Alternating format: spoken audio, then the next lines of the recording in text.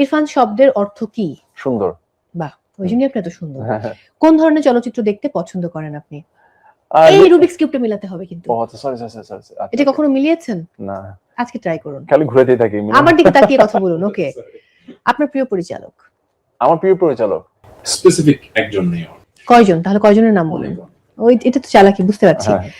আমি একটা প্রশ্ন বোধহয় মিস করে গেছি। কোন ধরনের চলচ্চিত্র দেখতে আপনি ready. ভালোবাসেন? ওকে, বলি। হ্যাঁ। এখন হচ্ছে একটু মিস্টেরিয়াস থ্রিলার গুলো। ও, এটা আমারও খুব পছন্দ। ছোটবেলায় কি হতে চেয়েছিলেন? অ্যাক্টরই হতে চেয়েছিলাম। ও ওয়াও। অভিনয়ের বাহিরে আর কি করা হয়? বিজনেস। বিজনেস। ট্রলের শিকার হলে কি করেন? হাসি। আপনার সমসাময়িক কার কাজ দেখে মুগ্ধ হন? আমার সমসাময়িক কার কাজ দেখে মুগ্ধ হই? আমার সমসাময়িক কার কাছ দেখে মুগ্ধ হই? সিয়াম। ও ফাইন।